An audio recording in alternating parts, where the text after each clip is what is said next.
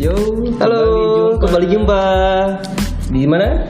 Di Usik. Iya, diskusi. Asik. Yoi. Ngomong-ngomong soal ini, gue punya ide nih, Pak. Apa tuh, Biasanya kan kalau kayak gini kan ada yang pendengar nih. Iya benar. Kita nyebut pendengar, gue punya ide, Pak. Apa tuh? Walaupun gak ada yang denger juga.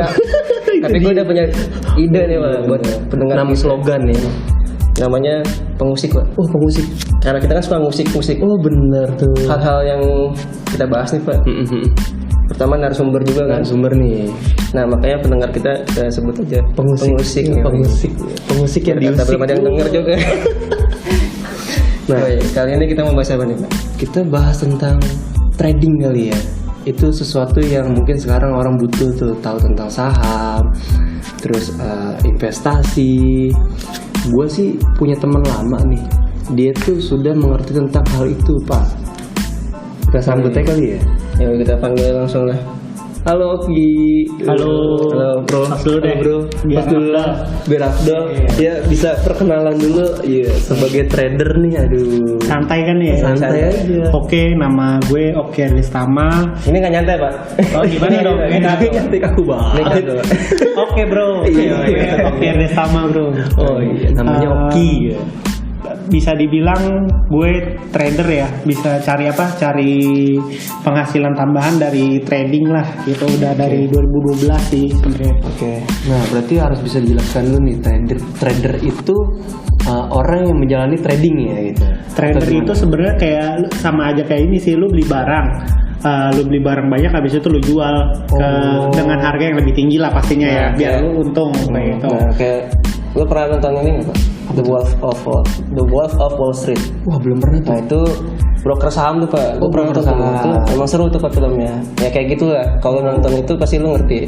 Nah, kebetulan gue juga tradingnya trading saham. Dulu gue sempat trading mata uang juga, forex, beli dolar, beli dolar jual rupiah kayak gitulah. Jadi gue memanfaatkan spread harga beli dan harga jual gitu. Jadi kan sebenarnya sama aja. Ketika misal lu beli HP di online shop nih, lu dapat di situ dapat barang murah. Kenapa nggak lu beli banyak gitu? Ketika lu tahu, ketika lu keep banyak, ntar HP itu bakal banyak yang nyari gitu. Beberapa teman gue sih kemarin ada yang mulai trading di barang-barang elektronik, tapi kalau gue fokus ke ini aja saham sekarang. Oh gitu. Sebenarnya banyak ya bidang-bidang yang mau untuk yang kita beli itu saham yang banyak sebenarnya, maksudnya Banyak macam-macam sih ya. sebenarnya dulu. Sekarang ya apalagi kan banyak saham yang baru-baru, namanya kan kalau misalnya perusahaan, jadi saham itu adalah bukti surat kepemilikan. Nah, itu dia Buat tuh. Jadi pemusik nih, mungkin mau untuk tahu nih. dia orang-orang sebagai pendengar kita tuh, kita harus tahu dulu nih tentang saham itu apa, terus forex itu apa gitu. Kalau forex itu kan sebenarnya kayak kontrak mata uang ya. Jadi itu biasanya bisa kita beli lewat perusahaan futures atau komoditas. Ini ya futures itu. Jadi kita beli biasanya sih kalau misalnya institusi lewatnya bank-bank sentral gitu.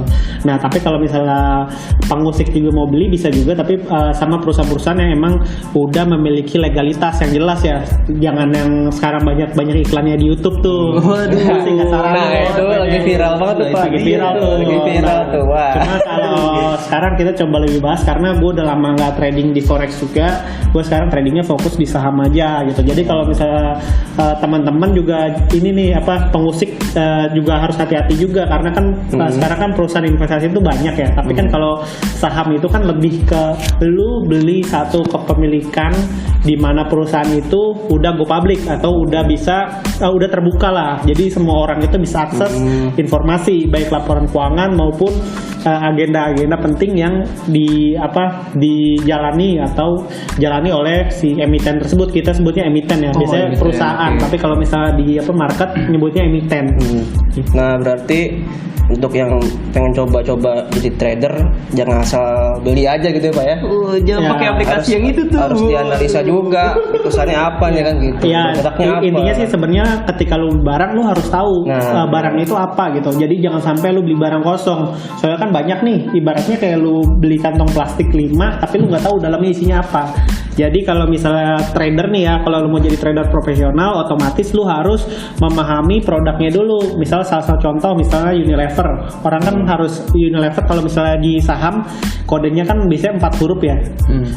UNVR gitu. UNVR, Jadi kan oke. di situ kan hampir di semua sekuritas. Jadi kan lu ketahui dulu nih produknya apa. Misalnya Unilever jualannya apa, pendapatannya dari mana aja, itu kan bisa di breakdown. Nah kalau misalnya lu opening account di sekuritas, biasanya kan harus opening accountnya beli saham lewat di sekuritas sekarang. Jadi Bursa Efek itu memberikan satu wadah bagi investor, khususnya kita nih yang pengen punya kesempatan untuk memiliki perusahaan-perusahaan besar seperti Astra, Telkom segala macam, itu kita bisa tuh lewatnya perusahaan sekuritas untuk beli saham. Oh berarti poinnya itu sebelum kita membeli sahamnya itu berarti kita harus analis dulu nih perusahaan apa yang pengen kita bayarin dulu tuh. Betul. Jadi kita analisa Asal sembarangan aja. Seperti apa. baik laporan keuangannya maupun prospek dalam jangka waktu pendek maupun menengah dan panjang.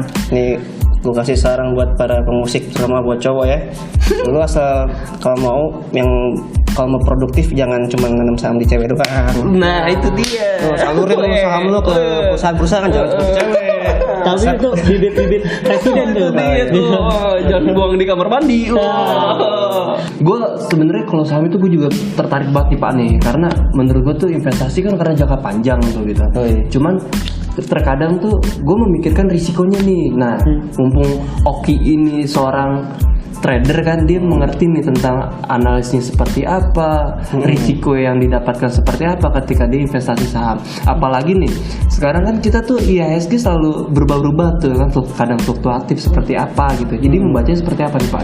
Jadi yang pertama kan analisa itu kan dibagi yang ini ya, yang umum ya, 3: fundamental, technical, sama behavior gitu. Behavior, Nah okay. kalau fundamental biasanya kan kita ketahui dulu nih produknya nih. Kalau technical kita ketahui risk and reward dalam baik jangka pendek maupun jangka panjang gitu. Panjangnya. Jadi kan kalau kita mau trading itu kita juga harus tahu risiko yang harus kita terima berapa dari harga saat ini. Jadi itu ada mungkin kalau mau kalau diusik mau bikin satu sesi lagi mengenai technical analysis bisa nanti. bisa. Ya kalau ini kita Cari mungkin waktu dulu bahas dong. ini dulu kan. Pengenalannya ini sebagai pengenalan. Pertama kita nganalisa laporan keuangannya dulu. Oke apa enggak. Terus biasanya kan kalau perusahaan itu kan ada siklus ya. Ada kuartal 1, kuartal 2, kuartal 3, kuartal 4 gitu. Jadi misalnya di salah satu contoh misalnya perusahaan ini ya, perdagangan retail. Retail itu kan penjualannya meningkat di kuartal-kuartal tertentu. Salah satu contoh misalnya momentum mau lebaran sama mau akhir tahun gitu. Q4 lah ya. Berarti kan menjelang Q4 sama Q2 itu kan menjelang itu kan kita bisa memanfaatkan momentum tersebut gitu. Nah, itu pertama itu bisa salah satu basic untuk para investor untuk menganalisa dari siklus gitu. Tapi itu juga bisa nanti ketika itu kita combine sama technical analysis. Technical analysis kita ketahui dulu risiko jangka pendek.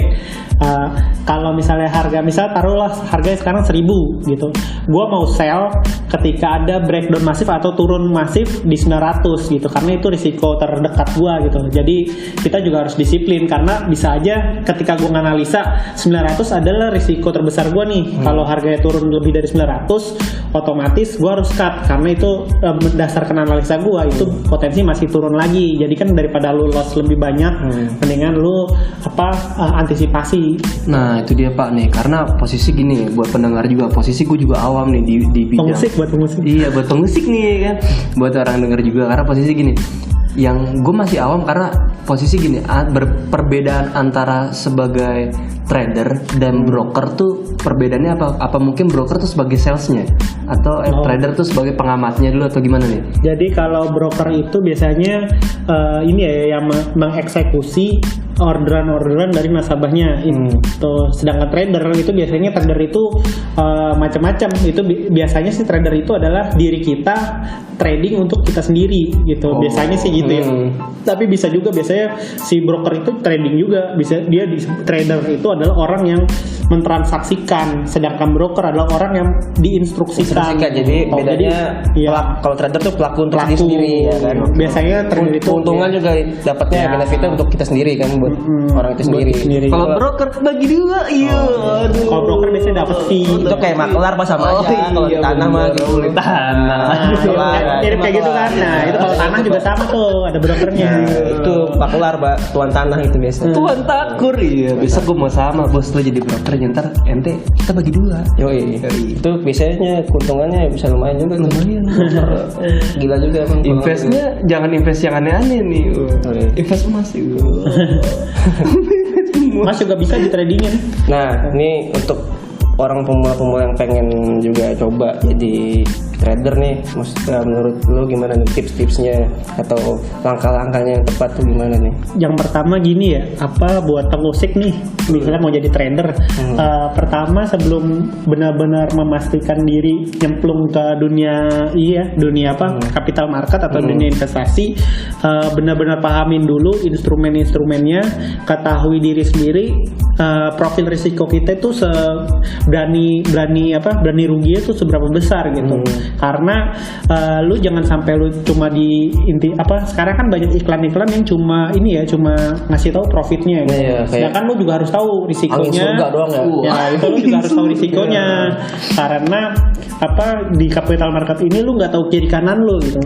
Jadi lu pertama lu harus bekalin diri lu terhadap pengetahuannya dulu gitu. Baik pengetahuan tentang emiten maupun pengetahuan tentang analisa, baru lo bisa survive di capital market. Karena mungkin persentase antara yang sukses dan gagal saat ini lebih banyak kan yang gagal karena banyak orang itu lebih mau instan gitu. Jadi dia nggak membekali dirinya terhadap ilmu, tapi dia udah nyemplung aja gitu. Padahal itu kan duit yang lu lu gajian nih, misalnya gajian taruhlah misalnya gaji lu 7 juta gitu.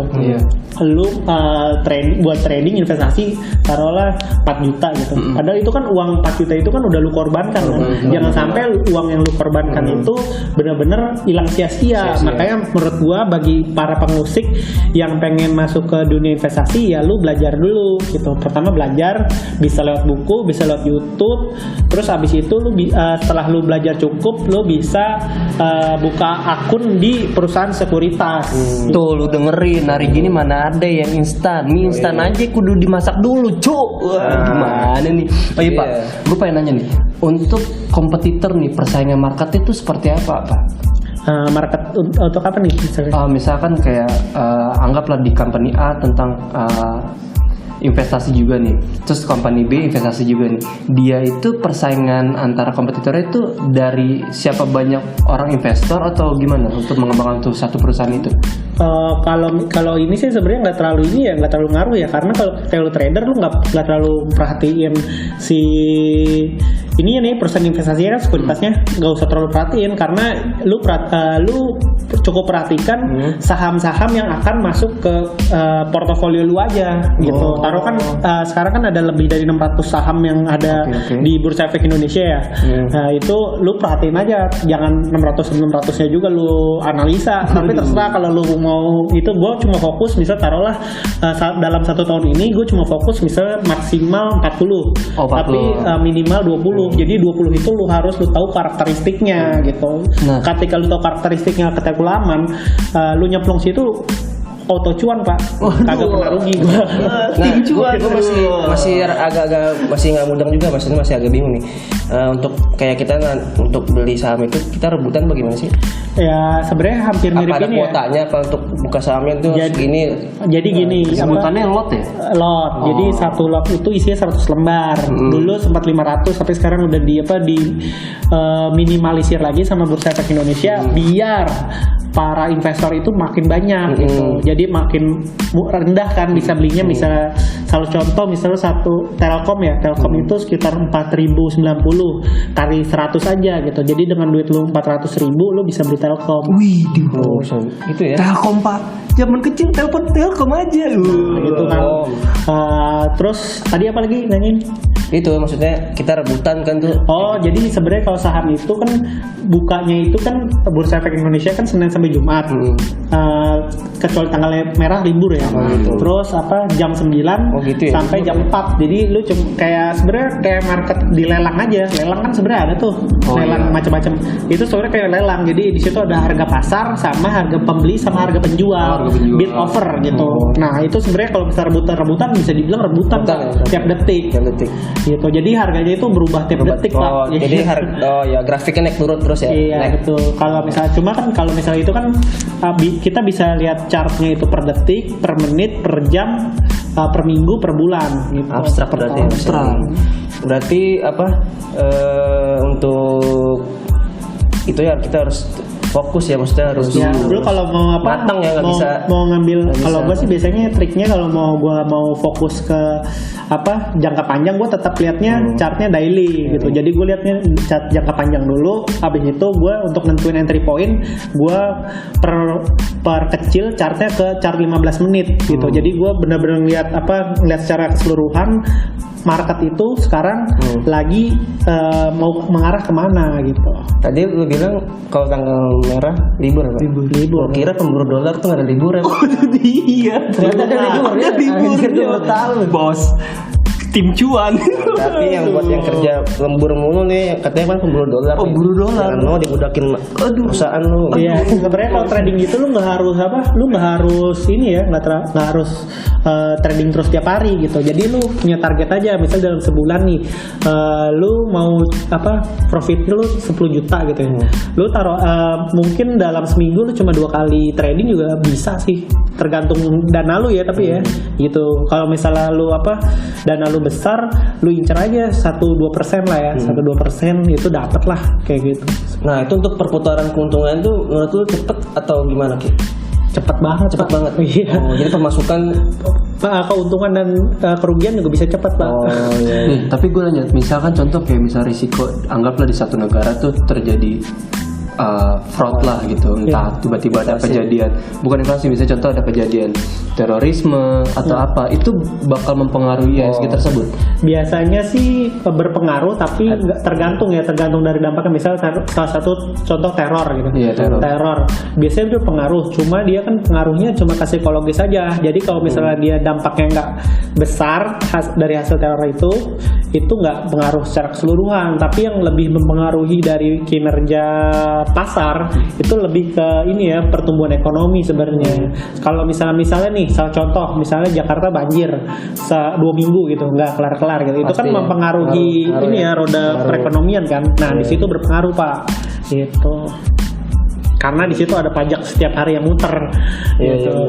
Nah, ngomongin masalah pajak, nah buat orang yang baru belajar invest nih, gitu, dihitungan pajaknya gimana tuh? Pajaknya sih biasanya final sih. Biasanya kan kalau beli itu kita nggak beli pajaknya itu ada ketika jual. Oh, Gitu. berapa persen tuh biasanya kenanya? Biasanya kecil kok, 0,01 Itu untuk satu perusahaan.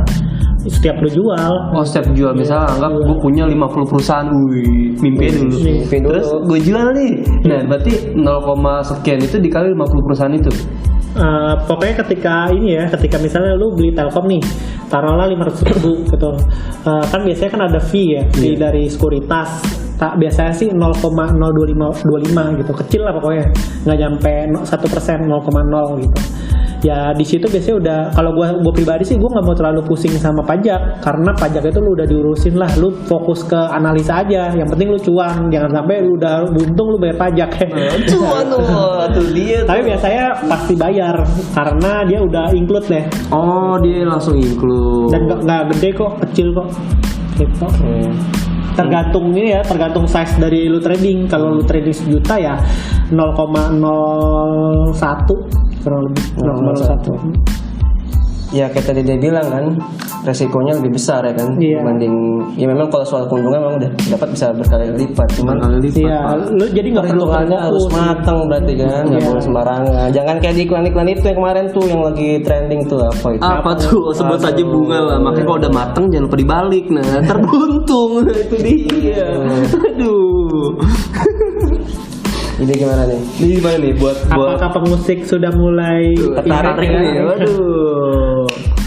Pokoknya jangan ragu intinya ya. Ya intinya nggak ada keuntungan yang instan deh. Lu harus belajar dulu karena lu nggak tahu kiri kanan lu, dan capital market itu kayak hutan belantara bro gitu. Jadi lu harus bekal lah. Ibarat Iya, kata lu kan makanya call center ya. lu kalau misal pergi ke hutan, lu kan harus bawa ini kan, peralatan medis, terus harus bawa makan, harus bawa minum. Nah di capital market juga gitu, karena kalau lu nggak bawa apa-apa, lu bisa dimakan sama harimau tuh.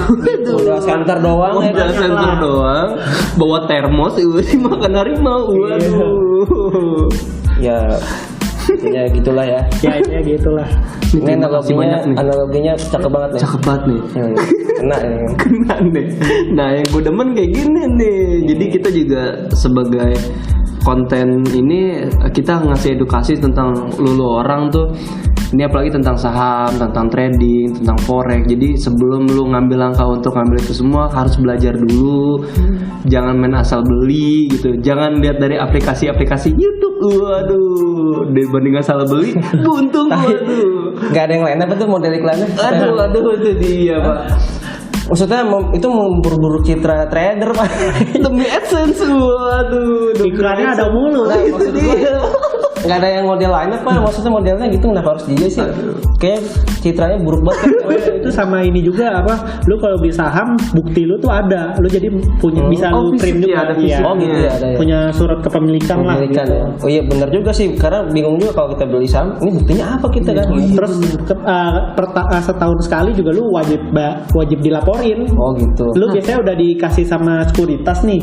Lu dalam 1 tahun itu punya transaksi apa aja dan lu punya saham apa aja di akhir tahun itu. Jadi lu nggak perlu pusing ke pajak karena lu fokus aja ke apa trading lu. Tinggal terima bersih ya. Udah terima Pokoknya semua bersih, udah diatur. diurusin. Tapi so far lu dari yang selama ini lu jalanin nih lebih banyak benefitnya apa ruginya lu?